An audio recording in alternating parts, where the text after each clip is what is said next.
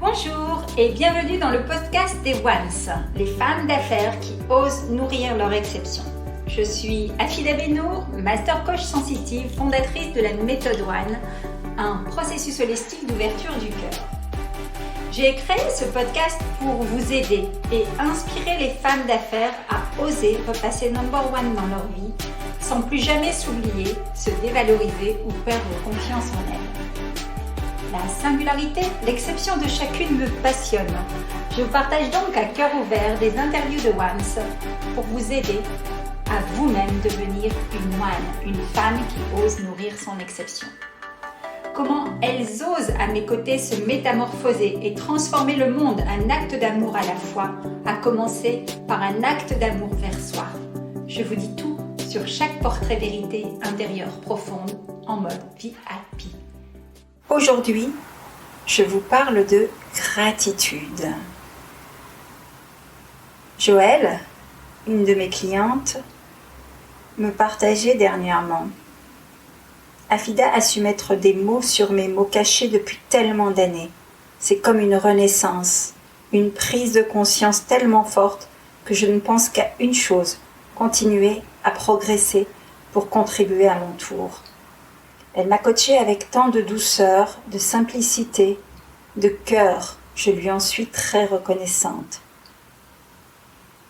Ce témoignage me va droit au cœur et exprime une belle définition pour moi de la gratitude.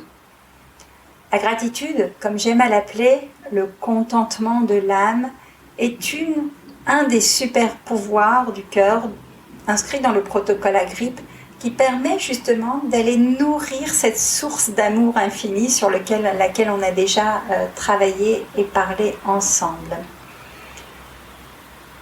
Quand on explore le sujet de la gratitude et le levier de la gratitude, ce qu'il faut savoir, c'est qu'elle bénéficie d'un impact neurologique positif.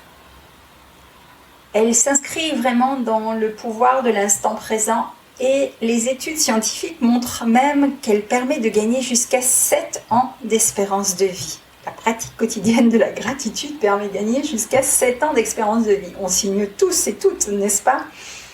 Donc effectivement, cultiver la gratitude, on va voir en quoi ça consiste exactement dans un instant, c'est développer cette forme d'autocompassion, mais surtout cette vérité, regarder droit dans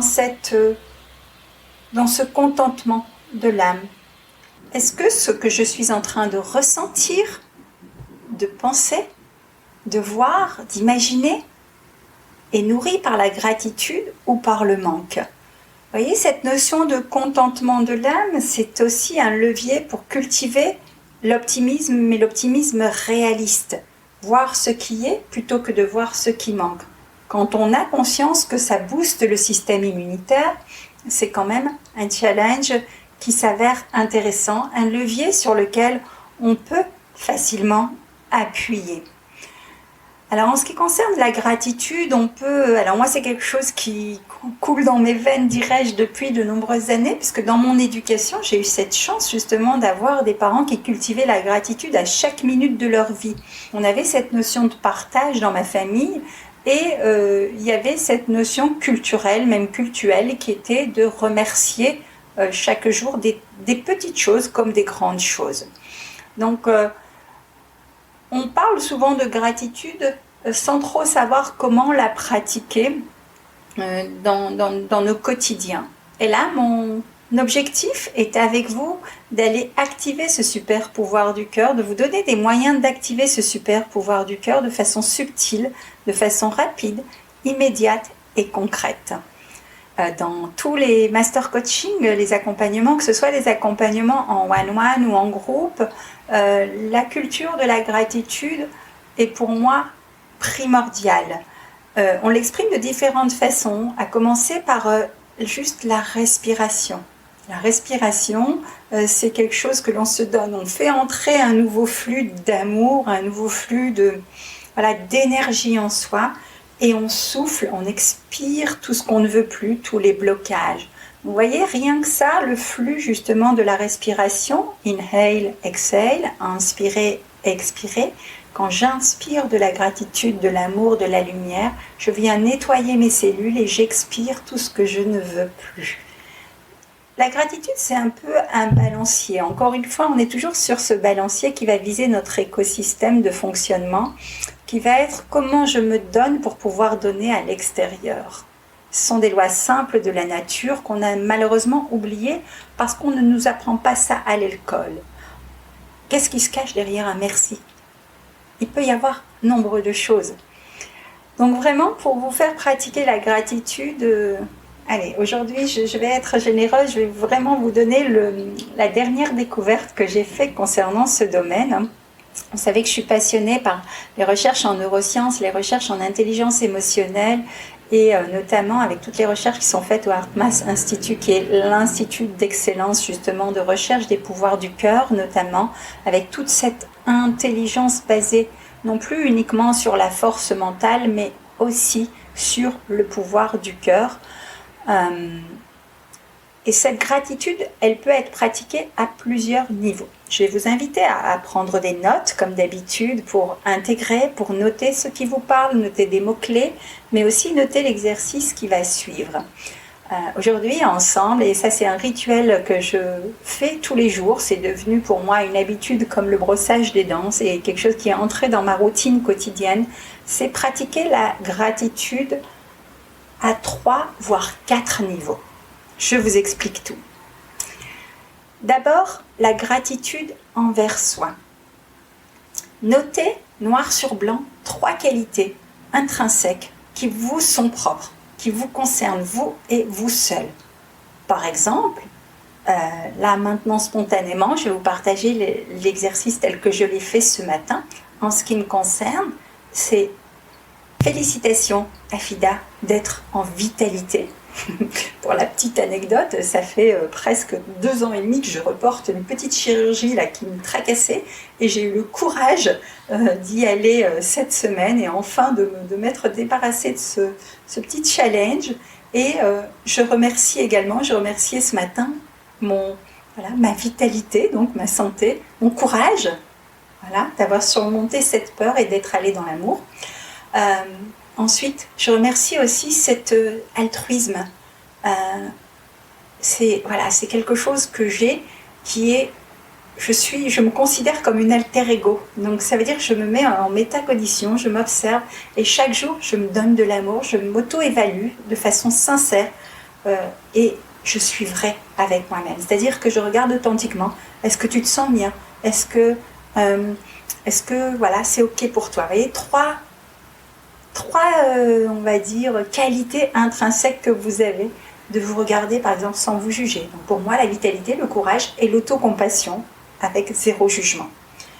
Étape numéro 2, je vais rendre grâce maintenant.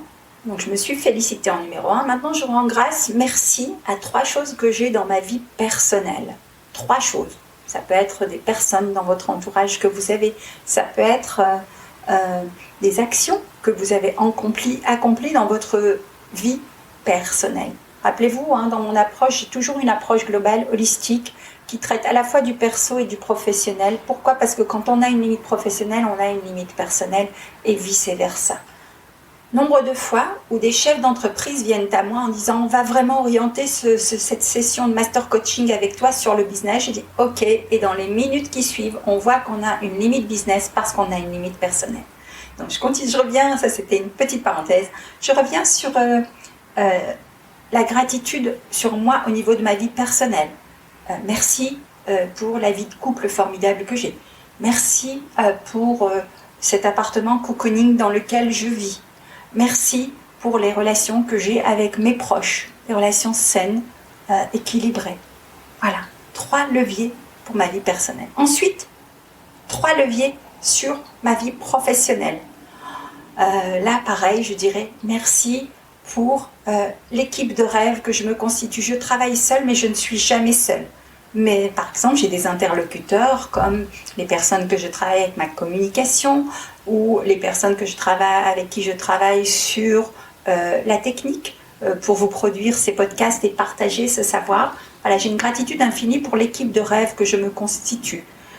Merci également pour ma vision claire d'entreprise et les valeurs que je transmets au travers de cette entreprise. Vous savez, la valeur service et la valeur partage sont des valeurs essentielles pour moi et chaque matin, je me lève en étant alignée à ma raison d'être, transformer le monde, un acte d'amour à la fois, à commencer par un acte d'amour vers soi, et que ce soit au travers de mes accompagnements, des partages que je fais, des interviews que je peux faire, des conférences ou autres, systématiquement je suis alignée à cette raison d'être et j'ai de la gratitude pour ça. Vous voyez, ça peut être des choses très simples.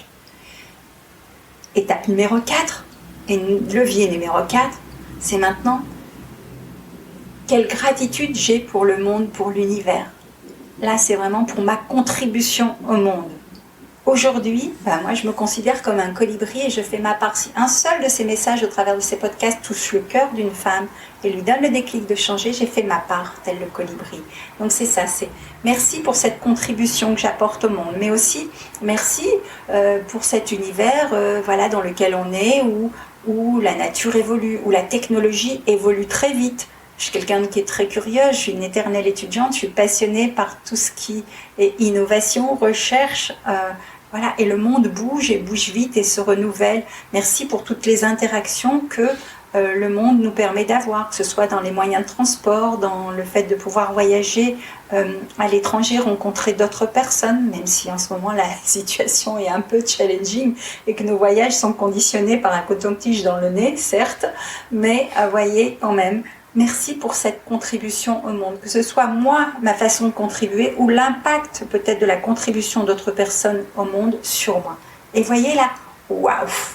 Quand on démarre la matinée avec ces 4 niveaux de gratitude, là je vous ai donné un process complet, quand on démarre la matinée avec 3 qualités uniquement dans chacun de ces 4 domaines, ça nous fait déjà 12 leviers qui viennent nourrir notre gratitude et la journée ne peut que bien se passer. C'est vraiment cette notion de contentement de l'âme. Donc je suis curieuse, mettez en commentaire s'il y a une des questions sur lesquelles c'est facile ou pas facile.